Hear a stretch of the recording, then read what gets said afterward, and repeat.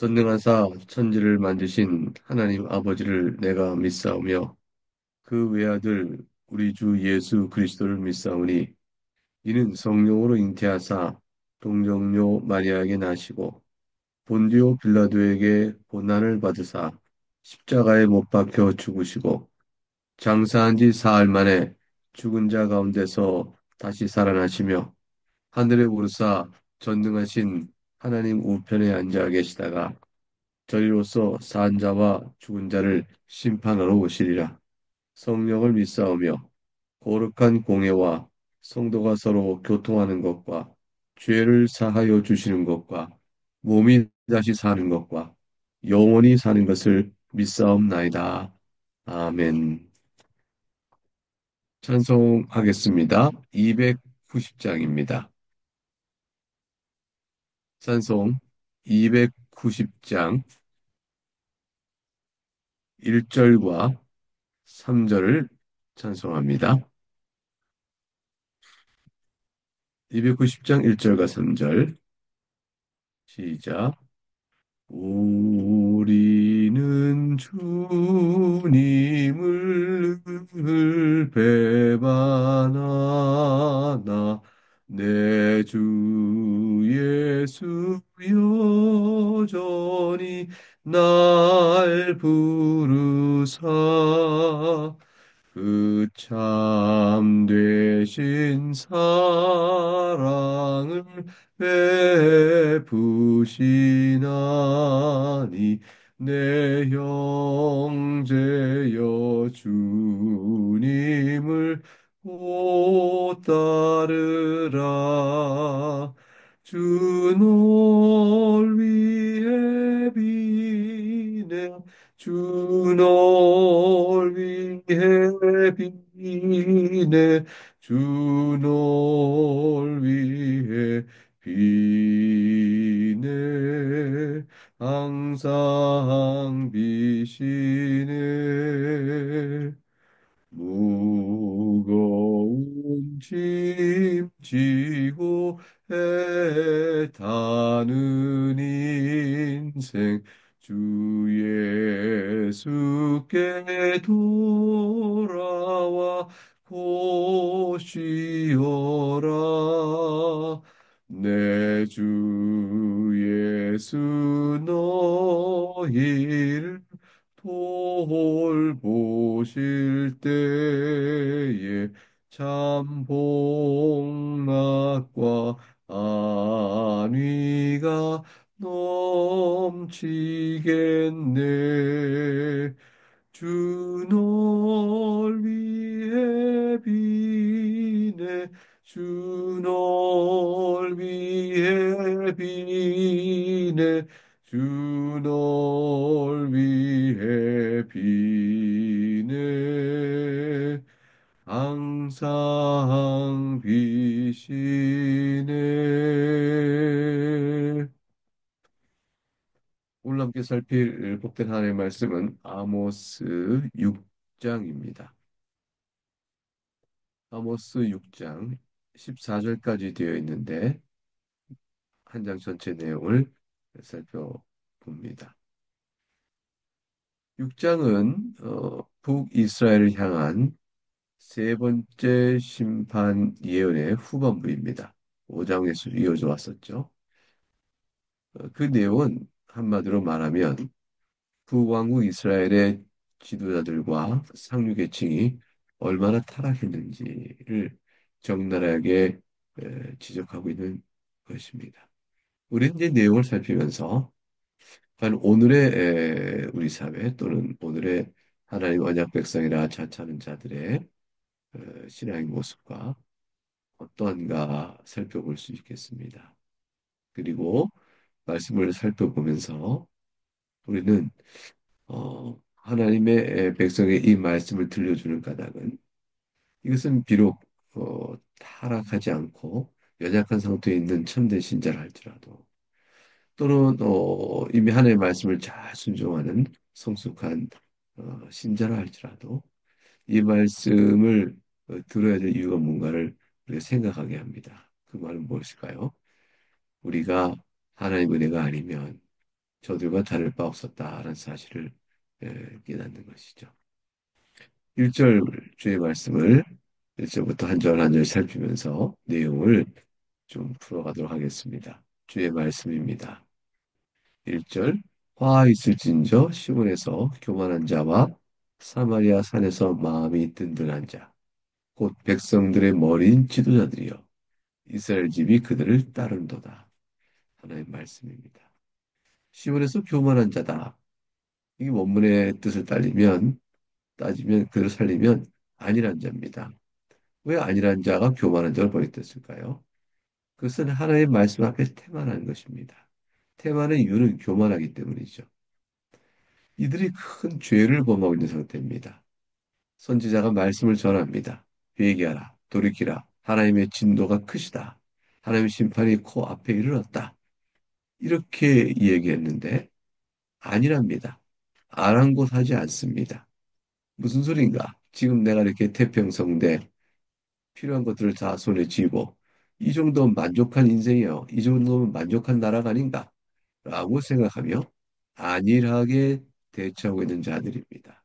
그런 자들이 바로 교만한 자다라고 되어 있는 것이죠. 하나님의 경고를 대수롭지 않게 여기는 자들이다라는 것입니다. 시와 사마리아 산에 있는 마음이 든든한 자다. 이 같은 부류의 사람들을 말하는 것입니다. 마음이 돌처럼 단단하여 양심의 화인을 맞았으니 마음이 단단한 자가 됐구나, 든든한 자가 됐구나 이렇게 표현하는 것이죠. 이들을 가리켜서 백성들의 머리인 지도자들이다라고 되어 있습니다. 스스로 자화자찬하여 여러 백성들의 또 나라들의 지도자다라고 생각하고 그 어떤 지도자보다 가장 우월한 지도자다 이렇게 얘기하는 것이죠. 자신들이 하나님 앞에서 악함에도 불구하고 스스로 이렇게 높이고 있는 자들인데 이런 자들을 향하여 이스라엘의 온 집이 그들을 따른다라고 되어 있는 것은 이스라엘 백성이 자신의 지도자들이 이러하다고 여기며 다른 어리석음을 평가하고 조롱하고 있는 것이죠. 한마디로 1절 안에서 이스라엘 전체 나라의 영적 형편과 사회상이 어떤 것인가를 그대로 우리에게 눈으로 보듯 볼 수 있게 말씀해 주고 있습니다. 하나님께서 이어 말씀하십니다. 2절입니다. 너희는 갈레로 건너가 보고 거기에서 큰 하맛으로 가고 또 블레셋 사람의 가드로 내려가라. 너희가 이 나라들보다 나으냐? 그 영토가 너희 영토보다 넓으냐? 하나님 말씀입니다. 갈레는 바벨론 땅에 있는 성읍입니다. 그러니까 바벨론으로 가보라 라는 뜻이죠. 큰 하맛으로 가고 이거는 북왕국 북왕국 이스라엘 그 북쪽에 아람이라는 나라가 있죠. 그 아람에 나 있는 성읍입니다. 그러니까 바벨론 가보고 아람 나라도 가보고 블레셋 사람의 가드 블레셋 사람도 블레셋 나라도 가봐라. 이 바벨론이건 또는 아람이건 블레셋이건 너희보다 못한 것이 없다. 이 나라들보다 너희가 나으냐 했으니 너희가 저들보다 나은 것이 하나도 없음에도 불구하고 어떻게 그렇게 교만하며 나의 주의와 경고를 아랑곳하지 않고 건방지며 그러한가 하나님이 탓하시는 것이에요. 너희가 이들을 나보다 나으냐? 그렇지도 못한데 너희는 오직 하나님께서 말씀하신 것이죠. 내가 너희를 붙들고 하고 있는 것이다. 저들보다 나을 것이 없으나 내가 너희를 은혜를 주고 살고 있는 것이다. 그런데 너희가 저들보다 나은가? 너희가 보잘것없지 않은가? 너희가 망하지 않고 있는 것은 오직 내가 너희를 돌보기 때문에 너희가 나를 하나님 나를 배반하여 너희가 가면 얼마나 갈 것 같으냐라는 것이 결국은 이 말씀 앞에서 우리가 모든 하나의 백성이 주의 말씀 앞에 얼마나 겸손해야 되는가. 우리가 누리고 있는 많은 것들이 있습니다. 크고 작던 간에 말이죠. 그 모든 것들이 우리가 남들보다 더 나아서 더 훌륭하여 누리고 있는 것이 아니라 하는 점을 생각해야 합니다. 하나님께서 우리에게 주신 인생의 분기 가운데서 오직 하나님께서 돌보시는 뜻 가운데 주신 것뿐이니 이것조차 내 마음에는 다 작아도 남들에 비하여 더 낫기 때문에 내가 받은 것이 아니다. 라는 생각을 가져야 합니다. 하나님께 매사에 감사할 수 있는 기본적인 마음이죠. 3절 주의 말씀입니다. 너희는 휴가다 하여 포악한 자로 가까워지게 하고, 즉 무슨 말씀일까요? 흉한 날, 다시 말하면 심판받을 날입니다. 그것이 우리에게서 멀다 하여 그런 날이 언제 오겠는가? 우리 때는 안 올 거야. 내 당대에 오겠는가? 아니, 이렇게 강세한데 무슨 말인가? 하고 없다고 하고 포악한 자로 가까워지겠다. 라는 것은 마음 놓고 악하게 너희가 불의와 악을 행하며 사회를 다스리는구나 라는 뜻이에요.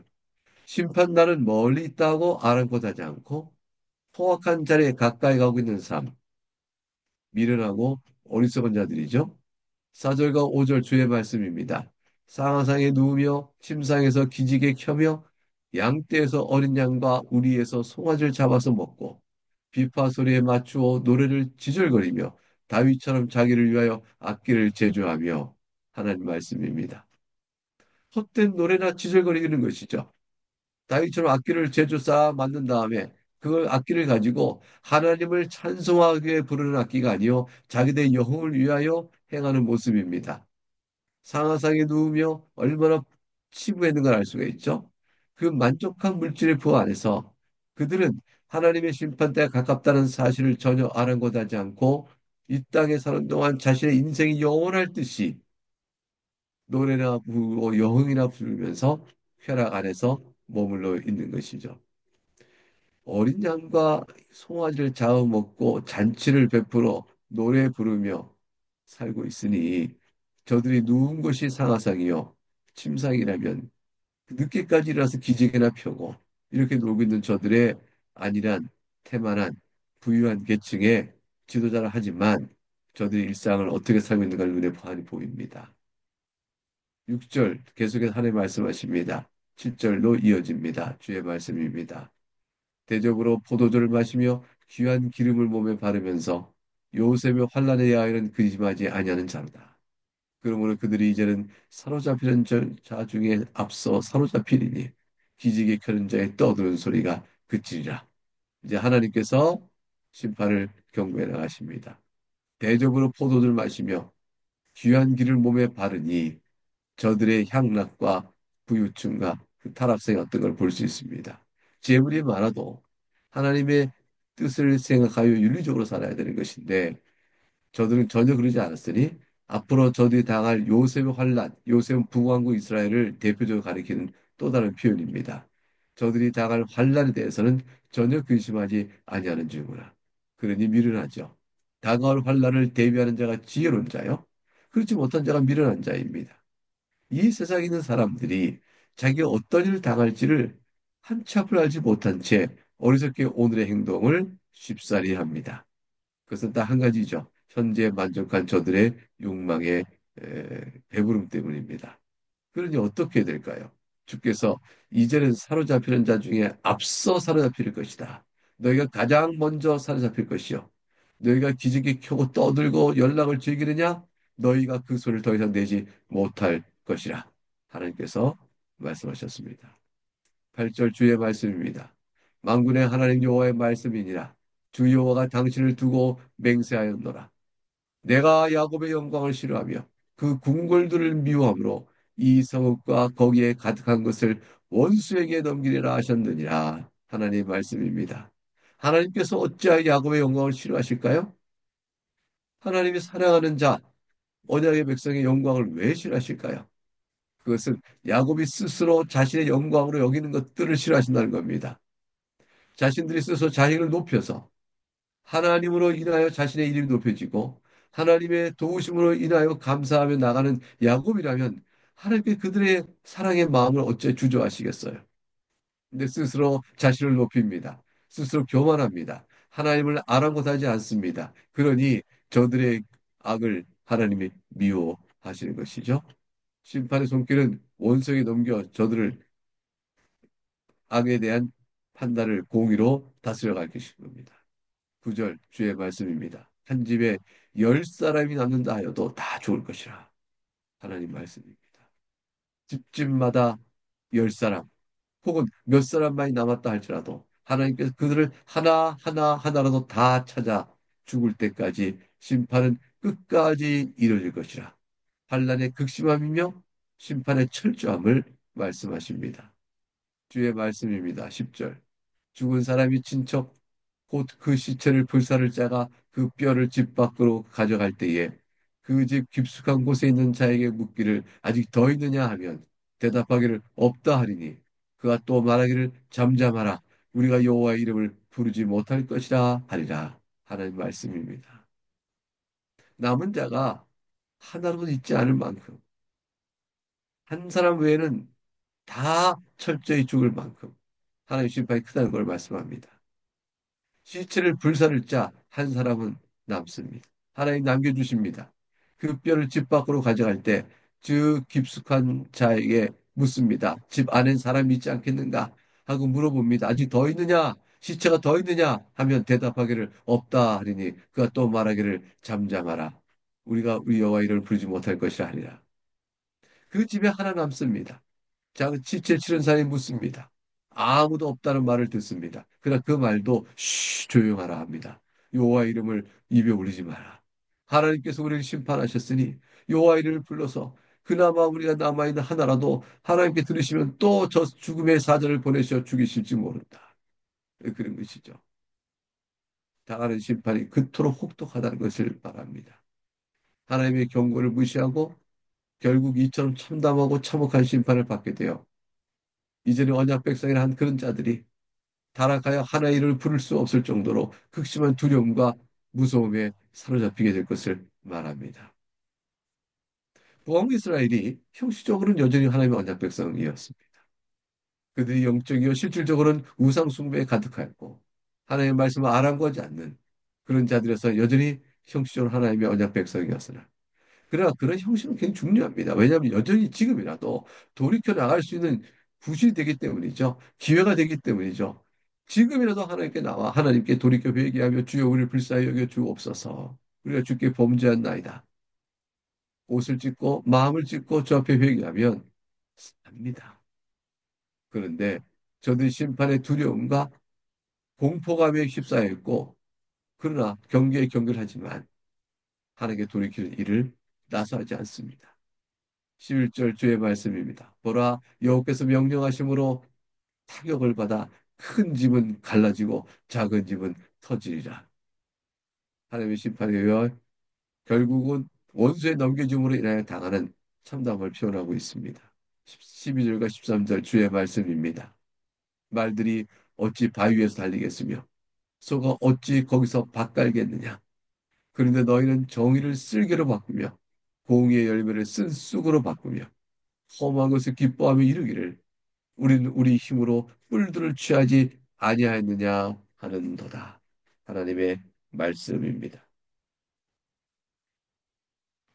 말들이라도 어느 길로 달려야 될지 압니다. 바위로 달리지 않습니다. 말 위에 다 상해버리죠. 소라도 밭 갈 때를 압니다. 바위에서는 밭을 갈지 않는 것입니다. 그런데 마땅히 해야 될 도리와 이치를 말들도 소들도 알거든. 근데 이들은 하나님의 은혜를 입어 마땅히 할 바가 무엇인지를 그들이 가야 할 길을 가지 않습니다. 정의를 따라가며 공의 열매를 맺으며 가야 할 텐데 정의는 쓸개요. 공의 열매는 쓴쑥으로 바꿔버립니다. 고통으로 작용하는 것이죠. 고난을 작용, 악을 행하는 모습을 쓸개요, 쓴쑥이라 하였고 그걸 통해 당하는 고통을 표현하고 있는 것입니다. 험한 것을 기뻐합니다. 어찌하여 하나님을 바꾸어 험한 것을 따라가겠느냐? 너희가 말들과 소보다 못하다라는 것이죠. 하나님의 능력과 보호로 말미암아 가나안 땅에 들어왔습니다. 가나안 땅에서 하나님의 백성으로 살아가는 은혜를 받아 지금까지 살아온 것입니다. 하나님의 그 은혜를 생각한다면 그럴 수가 없는 것이죠. 정의를 쓸기로 공의 열매를 순수로 바꾼다는 것, 험한 것, 이런 것을 쫓아갑니다. 이것은 사실 쓸기와 순수도 험한 거 다 원어를 풀면 지명 이런 거 해석될 수 있는데 그러나 이들이 땅의 욕망을 가지고 이 땅의 것을 취하고자 손에 쥐면서 하나님 없이 험한 것을 따라가는 이런 어리석은 자가 되어가는 것입니다. 이 모든 것들은 너희가 설령 그 모든 것들을 갖는다 하여도 땅을 정복하여도 이 세상 온갖 재물을 다 가져도 하나님 없이는 다 헛된 것이 줄 너희가 알지 못하는가라고 이중적으로 풀어주고 있는 것이에요. 스스로 힘으로 뿔들을 이것도 역시 지명이라고 가르칠 수 있는데 너희 힘으로 이걸 강하게 탈취한다고 하자. 그 강한 땅을 스스로 취하면 너희가 말하기를 아하 우리 힘으로 이것을 취했다라고 교만을 떨겠느냐. 하나님께서 그게 과연 너희 힘으로 한 것이겠느냐. 너희 교만을 심판할 것이라 말씀합니다. 사랑하는 교회 여러분, 우리가 다 알지만 이들이 가나안 땅에 정복해 들어가 살고 있는 것, 그들이 힘을 한 것입니까? 아니었지 않습니까? 저도 이만큼 살고 있는 것, 저들의 힘일까요? 아니지 않습니까? 사실은 온 인생인 모든 사람이 다 그렇게 생각합니다. 자기들의 힘으로 자기들의 삶을 이만큼 이루었다. 어리석은 것입니다. 하나님 말께서 말씀하시죠? 그러한 가운데 교만에 취하여 주의 법도에서 멀리 그들의 악의 성령 살아가는 어리석음에 대해서 하나님이 심판을 하신다라는 것을 오늘 말씀 속에서 우리는 한 예를 들어 보고 있는 것이죠. 14절 주의 말씀입니다. 만군의 하나님 여호와의 말씀이니라. 이스라엘 족속아 내가 한 날을 일으켜 너희를 치리니 그들이 하맛 어귀에서부터 아라바 시내까지 너희를 학대하리라 하셨느니라. 하나님 말씀입니다. 하나님의 심판이 어떻게 나타났습니까? 한 나라를 들어 치게 하셨습니다. 여기서의 한 나라는 다름 아닌 아수르 제국입니다. 과연 주전 722년에 북왕국 이스라엘 멸망합니다. 여로보암 2세 때에 가장 강한 나라를 세워서 영토는 하맛 어기와 아라바 시내까지 넓어집니다. 그러나 이와 같은 성취로 인해 서들은 교만해졌고 죄를 더욱더 범하였으니 종국에는 심판을 받아 멸망할 것입니다. 하나님께서 이와 같이 경고를 주신 말씀을 오늘 우리가 읽습니다. 우리는 어떤 교훈을 받게 될까요? 첫째 하나는 우리도 저들과 다를 바 없는 악인이었으므로 하나님의 은혜가 아니었으면 저들과 같았을 것이라 라는 사실을 우리가 두려움으로 우리 자신을 보는 것입니다.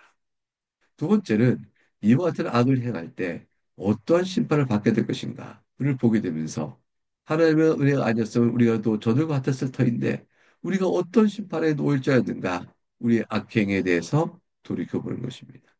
세 번째는 우리가 신자로 살고 있음에 이와 같이 주 앞에서 연약하지만 하나님을 사랑하고 또 회개할 줄 아는 은혜를 입었으니 우리의 회개는 결국에 내가 주께서 우리를 받아주지 아니하시면 어떤 형벌 가운데 있을 것인가를 돌이켜 보면서 하나님의 은혜를 더욱더 감사하는 마음으로 나가야 하는 것이죠. 네 번째는 그래서 우리에게 남아있는 죄의 흔적을 돌아보는 것입니다. 그러면서 우리가 우리 죄의 흔적을 바라보며 이 같은 하나님께서 악을 미워하시고 교만한 자를 미워하시고 영적으로 태만하며 하나님의 말씀 앞에 바로 서 있지 않은 자들을 향한 하나님의 미워하심이 어떤가를 보면서 우리 마음이 방자하고 자만하지 않도록 우리 마음의 고삐를 묶는 것입니다. 이 모든 것을 깨닫는 위에 우리 주 예수 그리스도의 높으신 사랑과 그를 통해 베푸신 하나님의 긍휼과 자비를 높이 찬송하는 것입니다. 모든 죄에서 사함을 얻게 하시고 주 앞에서 살게 하시며 연약한 우리들을 이와 같은 말씀을 읽음으로 다시 한번 이끌어 하나님의 사랑을 다시 물어보게 하시니 주님 참 감사합니다. 내 주님 앞에 나아갑니다. 이렇게 고백할 수 있는 우리로 이끌어 가시는 것이죠. 이제 다 같이 함께 기도하겠습니다. 하나님 아버지 감사합니다. 이 은혜의 말씀을 받습니다. 북왕국 이스라엘의 이 죄악대에 대하여 믿는 우리가 말씀을 대함으로 오직 예수 그리스도를 다시 생각합니다. 하나님 감사합니다. 오늘도 사랑하는 교우들이 하루를 살아가며 주 앞에 기도하며 나가는데 하루하루 시간 분초마다 돌보시는 은혜를 늘 생각하고 하나님을 사랑하는 마음으로 살아가게 하시며 이 세상 속에서 오직 감사한 마음으로 살게 하여 주옵소서. 마음이 연약하고 괴롭고 세상은 악하고 요란합니다. 불안합니다.